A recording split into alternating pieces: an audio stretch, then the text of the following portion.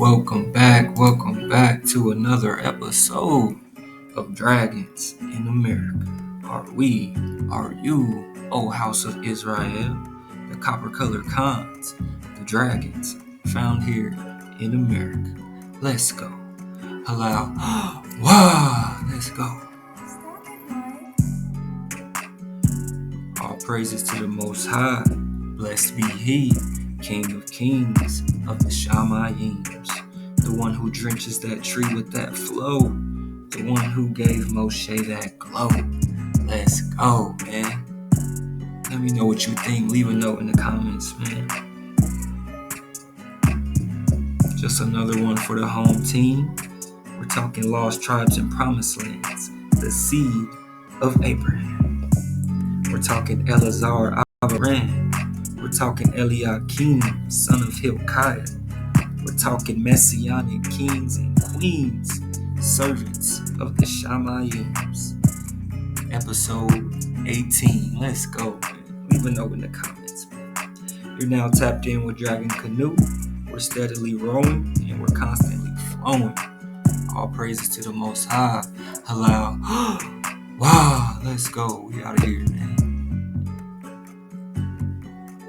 Out of here, man. We're gonna get the flute flowing. We're gonna get the vibes going. Let's go, man. Because we're just talking Section 107 of the Copyright Act. Provides the statutory framework for determining whether something is a fair use and identifies certain types of uses, such as criticism, comment, news reporting, teaching, scholarship, and research. We're just talking about research, man. Let's go. We out of here. Let me know what you think. Leave a note in the comments. Are you, the Dracons, the dragons, found here in America? The essence of serving and all of the mitzvah is to attain the state of humility, right? That is to understand that all your physical and mental powers and your essential being depend on the divine elements within. You are simply a channel for the divine attributes.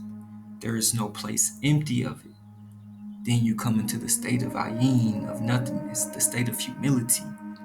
You have no independent self and are contained in the Creator.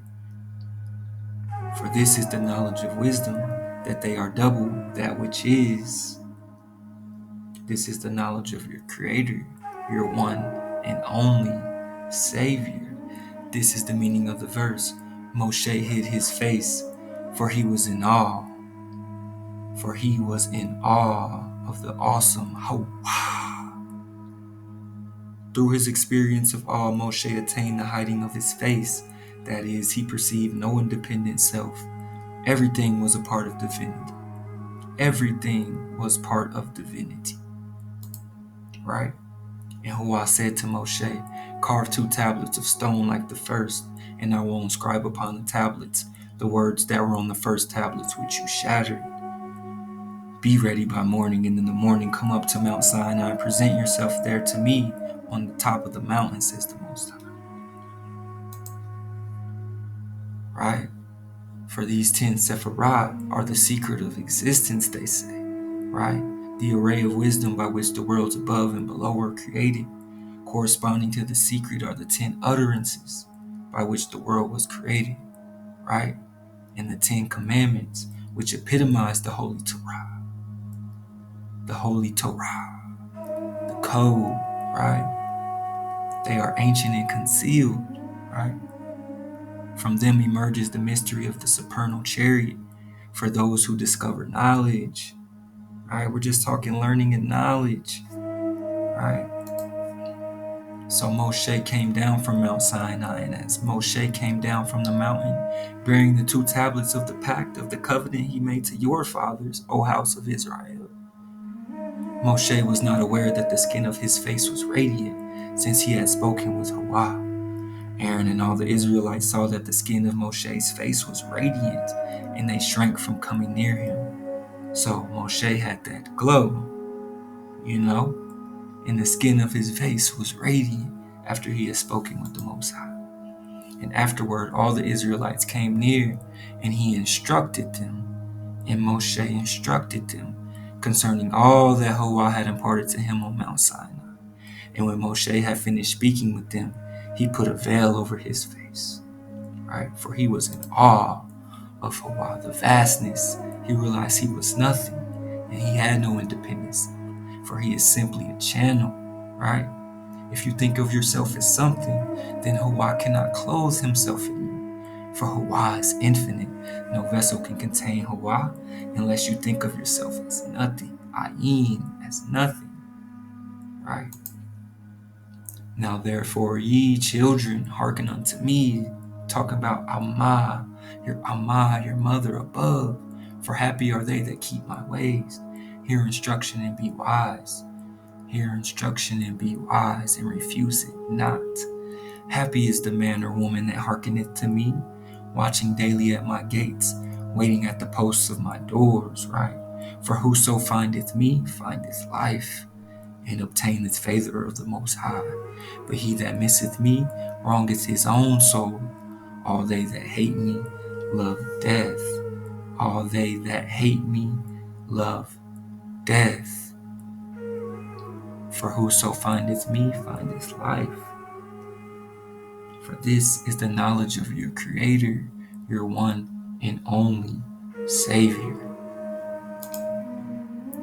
The inner power is called Ayin, the humility, the nothingness, that state of no independence. For you are humble in the presence of the Most High, because thought does not grasp it, nor reflection. Concerning this, Job said, wisdom comes into being out of nothing. Wisdom comes into being out of Ayin, right? Because we're talking about the one, the crown, the Keter, as the start of manifestation. Undefinable, because as yet bears no relation to anything else. For wisdom comes into being out of Ayin, out of nothing, out of humility, right? To the right of Keter, just below it, is the Sephirah of Hakmah. Hakmah, or wisdom, Amma, the number 2. It enables a line to be made. Contemplate this, O house of Israel. All things and all Sephirah were dependent on thought, right? For Hawah's secret existence emerged from this single point, they say. That which abides in thought yet cannot be grasped is called wisdom, right? For wisdom came into being out of nothing. For one, the uppermost Sephirah, the crown, right, is undefinable, as yet bears no relation to anything else. What is the meaning of Hakmah? Hakmah, Amma, your mother above, since you can never grasp it. Hak, wait for Ma, wait for Amma. Haka, wait for Amma, wait for what will come and what will be. Wait for what will come and what will be. This is the sublime, primordial wisdom emerging out of nothing, emerging out of Ayin, right? We're just talking the Elohim, right? Hawah is said to have explained it to Moshe that the name means I shall be, or I am, right? They say the actual name is to be 72 letters long and was written on a long slip of paper secreted inside the high priest's jeweled breastplate. Keep that in mind, the high priest jeweled breastplate. When the name was invoked, the jewels would light up, thereby allowing the priest to communicate directly with Hawah. For Hawah told Moshe to come meet me on the mountain, right? To communicate directly with the Most High. And Moshe hid his face, for he was in awe. He was humbled in the presence of the Most High. He had no conception of an independent self, right? For when the Urim and Tumim, right, and the name was slipped underneath the Urim and Tumim, then the 12 jewels of the breastplate apparently started to glow. We're talking 12 tribes of Israel, right? This glowing meant that the breastplate was turned on and tuned in. Are you tuned in, O house of Israel? Right? Are you keeping the code? Are you practicing Torah? And when this breastplate started to glow, it acted as sort of a radio transmitter for messages from Hawah to his people. And it was Eleazar and Moshe who could communicate directly with the Most High, right? And after that time, the ability was somehow lost, right? The wisdom, because those not wisdom call, we're talking about the entire revealed word of wow. Those not wisdom call, understanding put forth her voice. We're talking about your Amma, we're talking Hakma. In the top of high places, by the way, where the paths meet, she standeth. X marks the spot. Beside the gates at the entry of the city, right? The highest crown is not a beginning, yet from there emerged the point of concealment, the head of all levels, right? For he or she who have eyes to see clearly, right? Definition is spiritual idolatry. If you have eyes to see, you can search this matter meticulously and waft the mind and imagination of the secret power of the Sephirah. To whom does it belong? The beginning of existence is the secret concealed point, primordial wisdom. Hakmah, the secret conceptual point. Because one is undefinable as yet bears relation to nothing else. But concerning this, says Job, wisdom comes into being out of nothing. This is the beginning of all hidden things. Because we're talking dawa, we're talking wow, literally meaning summons or call, right? Just as in the way that the Hebrew alphabet, the Aleph Bet, is far more than a simple series of letters. To master the dawa, the adept must follow a strict moral code and diet, right? For Moshe came down with the laws, the inscribed stone tablets, the Torah, the commandments, right? Once the esoteric mysteries of the dawa are mastered, they confer power over the universe. Meditate on that. When you meditate on Torah, and you focus yourself on the commandments, right? It confers a power over the universe because you are directly connected with the Most High. You're tapped in and tuned in with your mother and father above, right? Because again, we're just talking wisdom, secret wisdom. It was purposely veiled so as to half conceal and half reveal the truth. It implied that Moshe, like other powerful men, were believed to have reached the highest of all states on earth. Remember the Dawa, right? The summoner call, the direct communication with the Most High, the Urim and Tumim, right? And when the name was invoked, the jeweled breastplate would light up, and you could communicate directly with the Most High, right? The union of the immortal spirit with the terrestrial Dua had occurred, right? For Hawa appeared to Abraham on a mountain, right? And he displayed his glory to Moshe, Aaron, Nadab, and Abihu. They saw the power of Israel and communicated personally and repeatedly with the Jewish lawgiver, with the Hibarus, the Hibaru lawgiver, right? Because we're talking Hibarus in Kalelus, right? And the deity appeared to Moshe in the burning bush, right? The Almighty gave a further token of his approval of the highest hills for sacred purposes by conferring on Moshe a supernatural power. By conferring on Moshe a supernatural power, right? We're talking Dawa. We're talking wow, that connection, the summons or call of direct communication with the Most High, right? Those not wisdom call and understanding put forth her voice, right? For these aforementioned military generals were messianic leaders. We're talking King Hezekiah, King Josiah, Judah Maccabee, Simon, brother of Judas, Maccabeus, gathered the Israelites back to the land and the law of Moshe to Torah. I repeat, the Judean concept of the Messiah is a fighting leader. Keep that in mind, a fighting leader for defense and justice. Afterwards, he will bring peace. If there arises a king from the house of Dawi who meditates on Torah, right, occupies himself with the commandments, observes the precepts prescribed in the written oral law, right?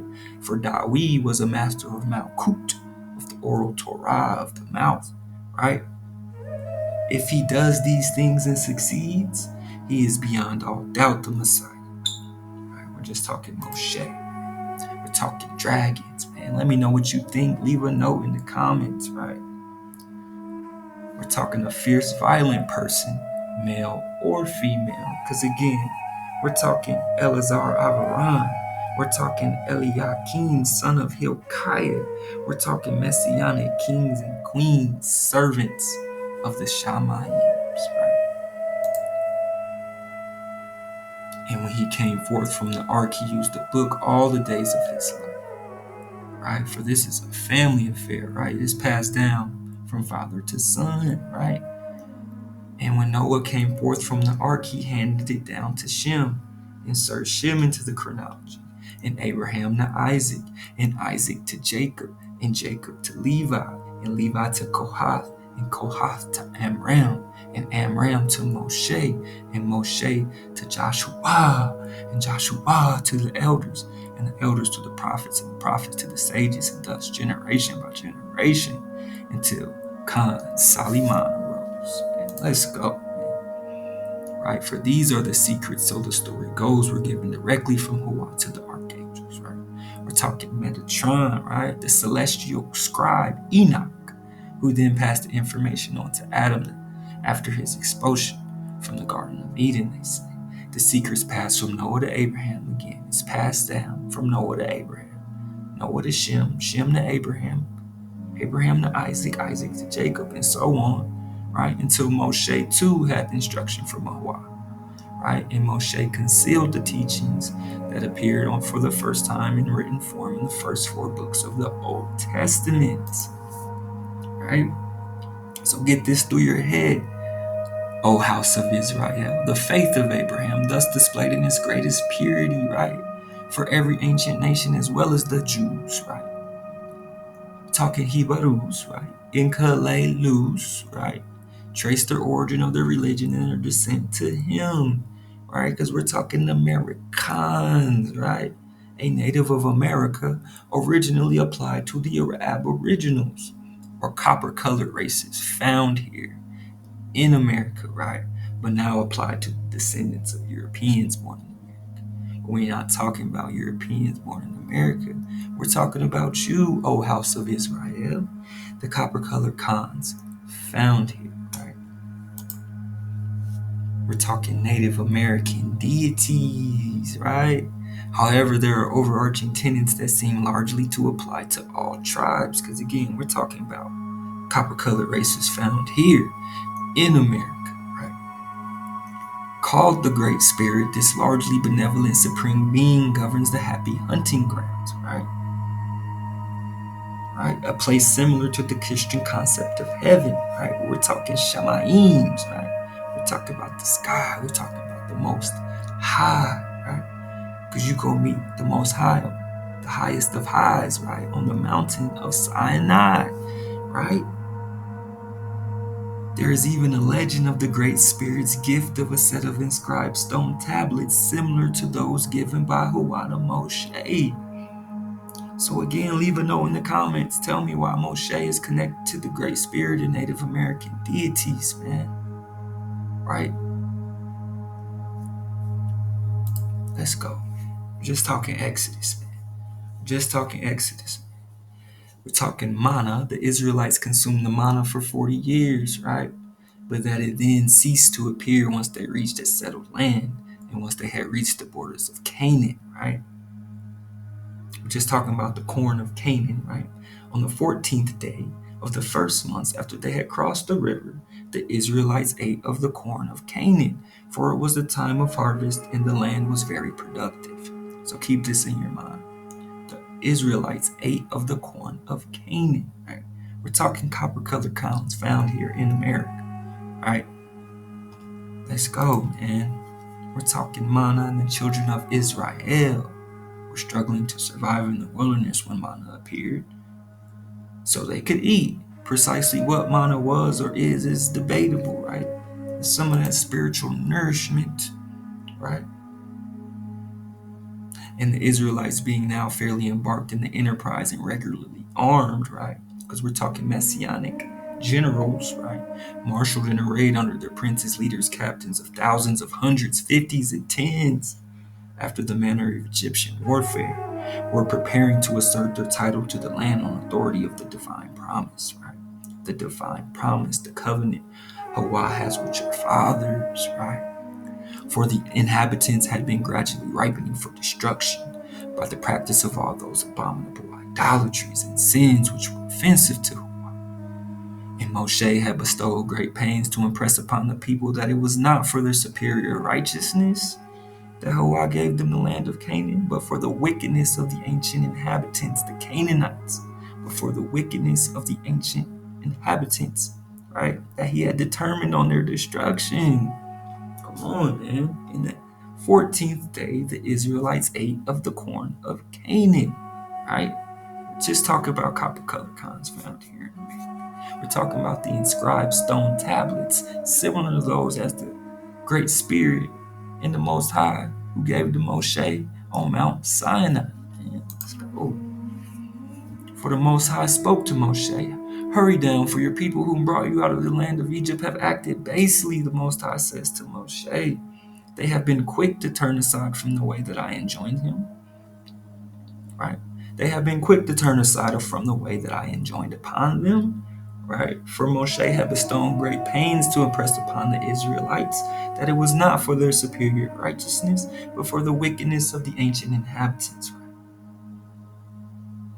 They have made themselves a molten calf and bowed low to it and sacrificed to it, saying, this is your power, O Israel, who brought you out of the land of Egypt, which was offensive to Hawa, right? Very offensive to Hawa. And the Most High further said to Moshe, I see that this is a stiff-necked people, right? You got a hard head, O house of Israel. For your power the Most High led you out of Egypt, right? Now let me be that my anger may blaze forth against them. Now let me be that my anger may blaze forth against them, saith the Most High, and that I may destroy them and make of you a great nation, right? For Hawa says, you shall have no powers before me. Now let me be that I may anger my blaze forth against them. My blaze, right? Are we talking dragons? You let me know. Leave a note in the comments. But Moshe implored his power, saying, let not your anger blaze forth against your people, whom you delivered from the land of Egypt with great power and with the mighty hand. Right? So Moshe stepped in the way, for the Most High didn't blaze forth his anger upon the people for worshiping the golden image. As soon as Moshe came near the camp and saw the calf and the dancing, Moshe became enraged, right? We're just talking dragons. A fierce, violent person, male or female, as this man or woman is a dragon. And he hurled the tablets from his hands and shattered them at the foot of the mount. He took the calf that they had made and burned it, right? And burned it. He ground it to powder and strewed it upon the water so that the Israelites drink it, right? Moshe wasn't going for it, man. He wasn't trying to hear this. What are y'all doing, right? Moshe stood up in the gate of the camp and said, whoever is for Hawa, come here. And all the men of Levi rallied to him. He said to them, thus saith the Most High, the power of Israel. Each of you put sword on thigh, go back forth from gate to gate throughout the camp, and slay sibling, neighbor, and kin. For this offense was offensive to Hawa, right? For this lets you know how serious putting the power before your power can be, man. Thus saith the Most High, the power of Israel. Each of you put sword on thigh, go back and forth from gate to gate throughout the camp, and slay sibling, neighbor, and kin. Talking about walking in the way of Torah, man. We're talking Quetzalcoatl, the deity associated with learning and knowledge, right? A civilizing influence, right? Much like Moshe, right? Quetzalcoatl decided to leave his people, driven out by other gods, right? We're just talking molten calves, right? We're talking other gods. We're talking Moshe, right? Who has a power over the universe because he's connected and has that glow and that flow with the Most High. And Quetzalcoatl burned his house and hid his treasure, right? He burned his house, right? This burning keeps coming back around. He burned his house and hid his treasure and headed east into the rising sun, promising to return. So let this sink in. When the Spanish invaders appeared in the Aztec lands wearing glittering breastplates, right? Glittering breastplates, right? For the high priest of Israel and the Urim and Tumim, and when the name was invoked, right? It would light up, and the high priest could communicate directly with Wa, right? So when the Spanish invaders came to the Aztec lands, right? They were hailed as the returning Quetzalcoatl, right? Are we talking about Moshe, right? Or Elazar Abaran? Are we talking Eliakim, son of Hilkiah? We're talking messianic kings and queens, servants of the Shamayim, man, right? For the name was explained to Moshe that I shall be or I am, right? The actual name of Hawa is said to be 72 letters long and was written on a long slip of paper secreted inside the high priest's jeweled breastplate, right? Are we talking Quetzalcoatl? Are we talking Moshe? You tell me. Because I don't know, man. I'm just riding the wave. I'm steadily rowing and I'm constantly flowing, right? For he or she who have eyes to see clearly, right? When the name was invoked, the jewels would light up, right? Thereby allowing the priest to communicate directly with Torah. Right? We're talking Quetzalcoatl, right? Quetzalcoatl, or the Mayan Kukulkan, tail feather of the Quetzal bird, right? The feathered serpent, right? We're talking at the time Quetzalcoatl seems to have been conceived, right? So we don't know if Quetzalcoatl was put on high because he had that connection with the Most High, right? It says an earth and water deity closely associated with the rain god Tlaloc, right? But again, we're just making the connection, right? With its inspired ideals of priestly rule and peaceful behavior, and with pressure of the northern immigrants brought about a social and religious revolution, right? Right? Are we going away from Torah at this time? With the military ruling class seizing power from the priests, right? We're talking about the priest kings, the priest khans, right? Quetzalcoatl's defeat symbolized the downfall of the classic theocracy, right? Right? For Quetzalcoatl burned his house and hid his treasure and fled east into the rising sun, right? And his sea voyage to the east should probably be connected with the invasion of Yucatan by the Itza, a tribe that showed strong Toltec features, right? Right? And the belief that he will return, Quetzalcoatl meaning one reed, right? The belief that he will return from the east in a one reed year led the Aztec sovereign Montezuma to regard the Spanish conqueror Hernan Cortez and his comrades as divine envoys because of 1519, right? So Montezuma and the Aztecs thought this was the return of Quetzalcoatl, right? Because it said Quetzalcoatl will return in a year, but Quetzalcoatl left driven out by other powers, right? They say, but are we just talking about Moshe, right? Because we're talking 1519, we're talking 1492, we're talking Papal Bull, we're talking Christopher Columbus, we're talking Charles V. The year in which they landed on the Mexican Gulf Coast was a one-reed year, right? So what was all going on, right? I, Presbyter Johann, Khan of Khans, surpass all under heaven in virtue and riches and power. 72 kings pay us tributes, right? So we're just talking Prester, but are we talking Moshe? Are we talking Quetzalcoatl or Kukulkan, right? We're talking Karakatai and Tien Shia. We're talking copper-colored Khans found here in America. So if we have Florida here, and we have, if this is Florida, then this would be the Gulf of Mexico, right?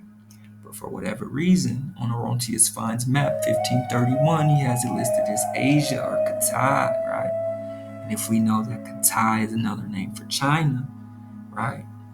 As is the Celestial Empire or Tien Shia, literally meaning all under heaven, right? All under heaven, right? Because we're talking lost tribes and promised lands, the seed of Abraham. We're talking Elazar Avaran. We're talking Eliakim, son of Hilkiah. We're talking messianic kings and queens, servants of the Shamayim, servants of the heavens, right?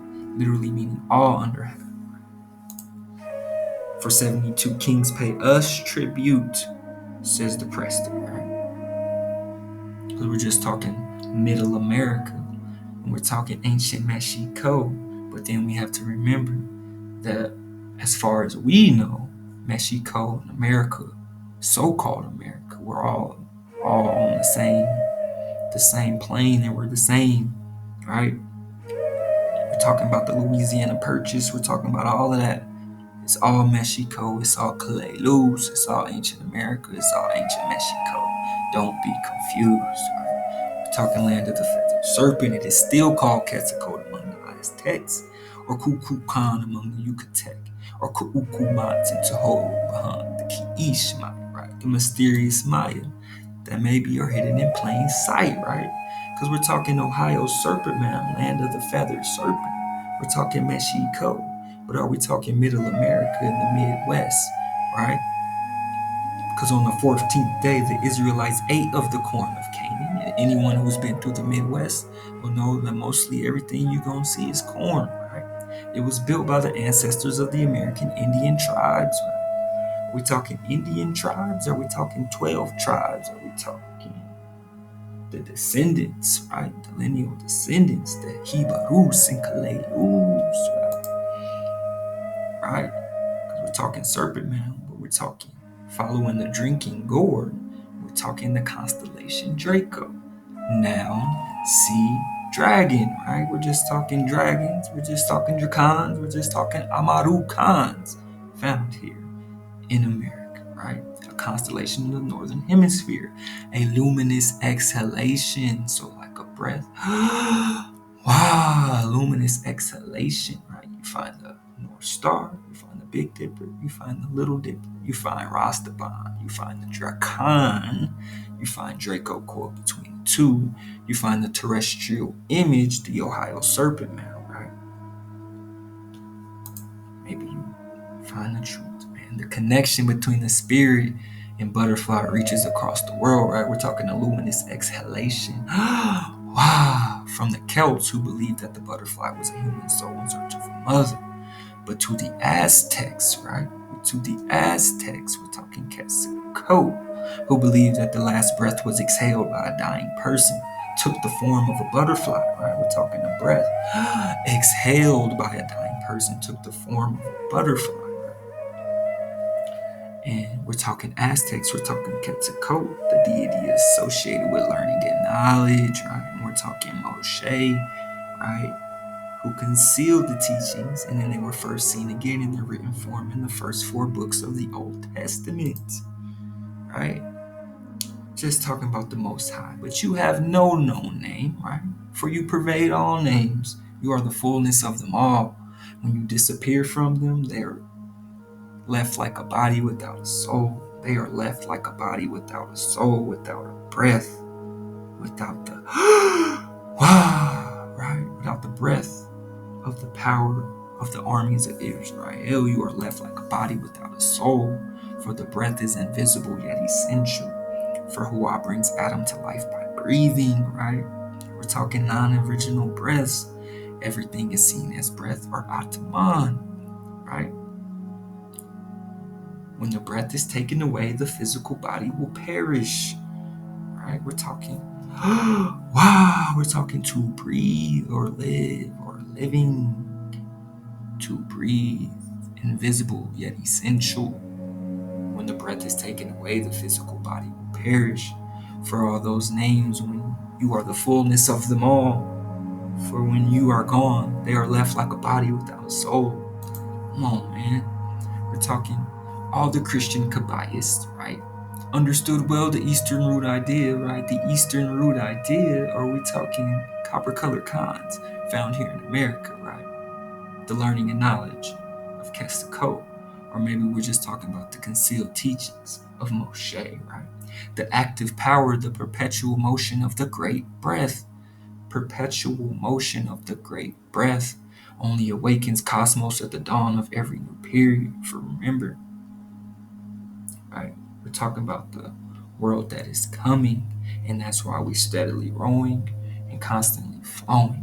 All praises to the Most High, right? For the fiery part of the soul, the fiery part of the soul is called the Kia or the Chia or the Shia, and has the same meaning as the key, the essence of life, the key of the house of Dawid, right? We're just talking about the Most High, and we're just talking about you, O house of Israel, right? Encompasses the whole, the highest self, symbolizing spirit, Kai or Chai or Shai, right? Consists of the Hebrew letters Het and Yah. We're talking Ha, Wah, right? Means living, right? Or to breathe or living, right? And these letters add up to 18.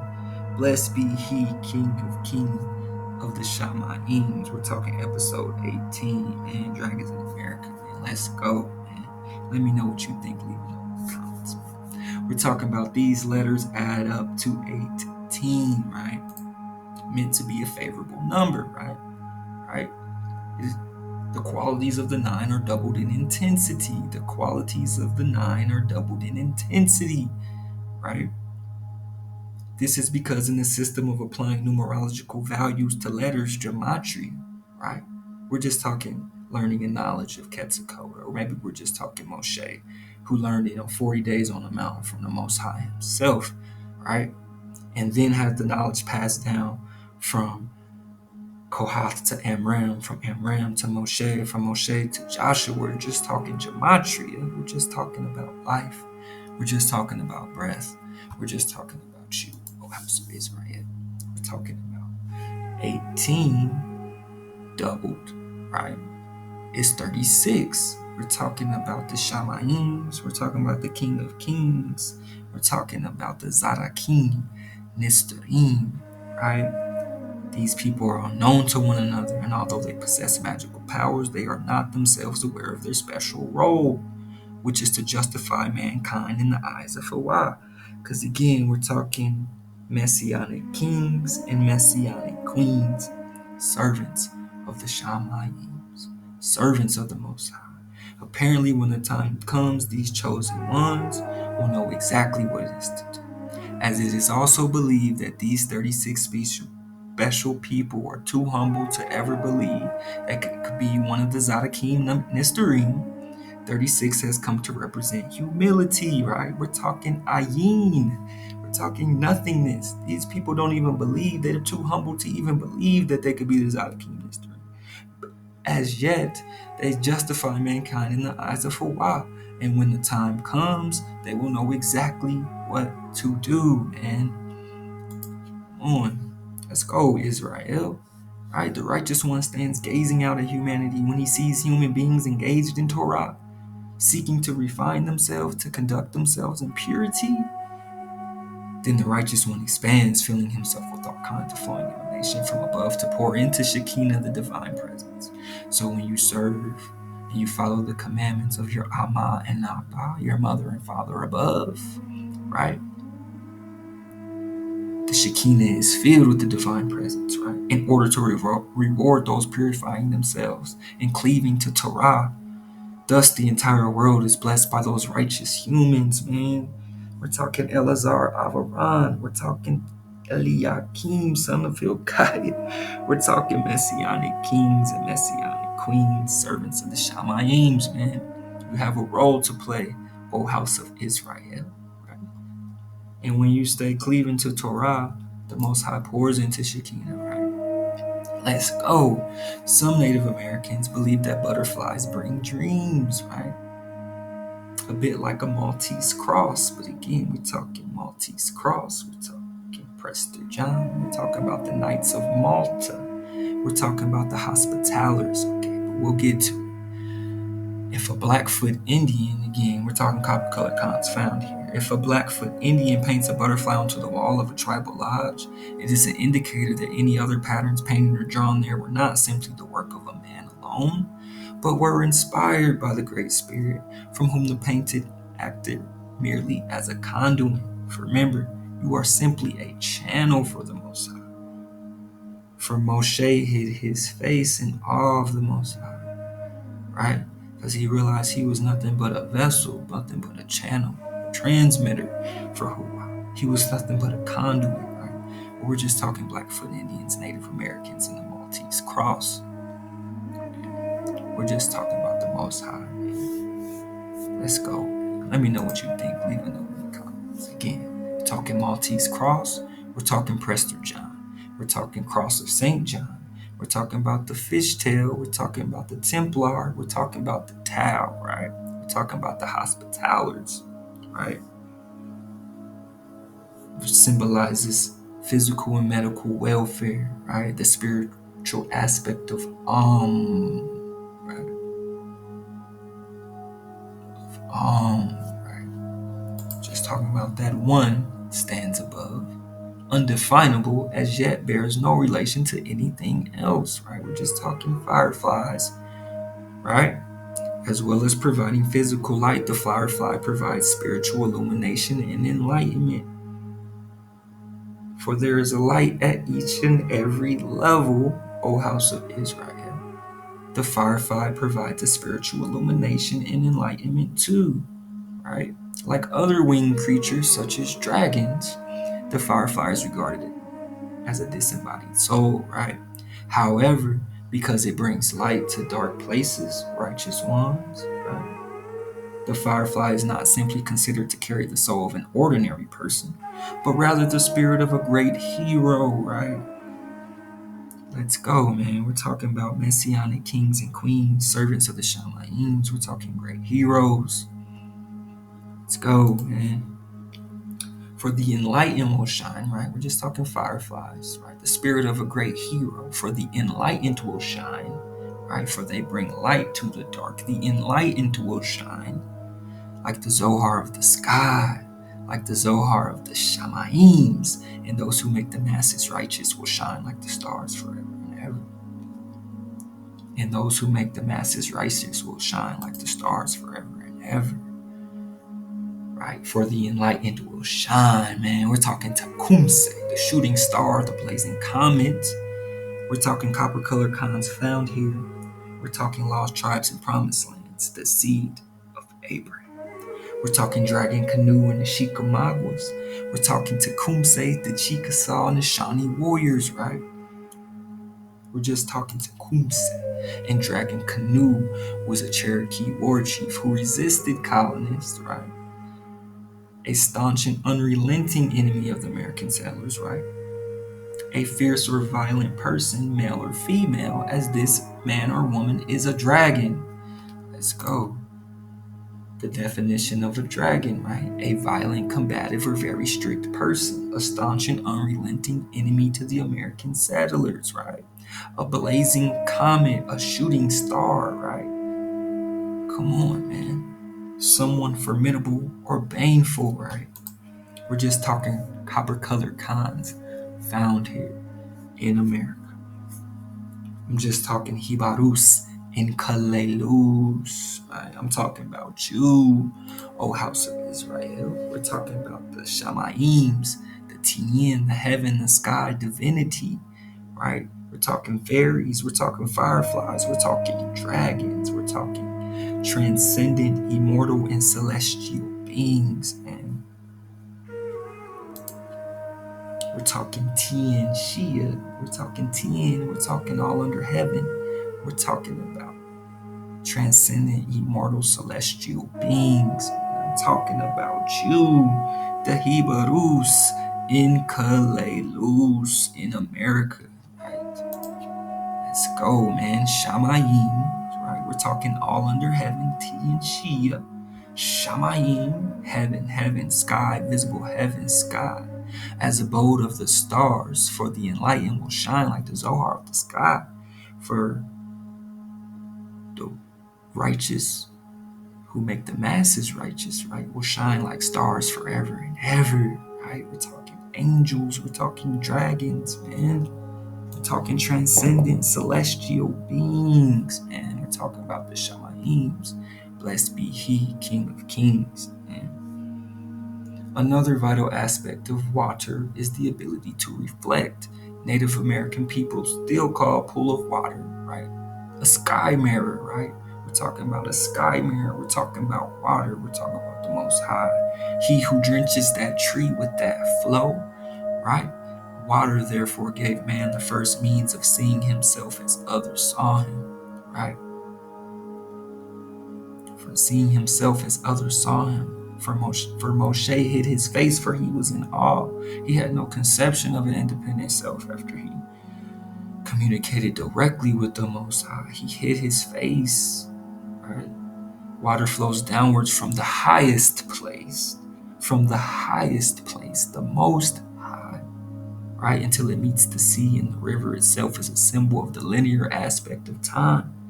The linear aspect of time of the world to come. For I shall be, or I am, says the Most High. This flowing water carries with it the spirit of the mountains, right? For you meet the Most High in the highest of places, right? For Moshe met the Most High on the top of the mountain, Mount Sinai, and he revealed himself to Abraham on top of the mountain as well. Let's go, man. Master of the world, you are the cause of causes who drenches the tree with that flow. A flow that is like a soul for the body, life for the body. In you there is neither likeness nor image of anything within or without. In you there is neither likeness nor image of anything within or without. Of anything within or without. Right?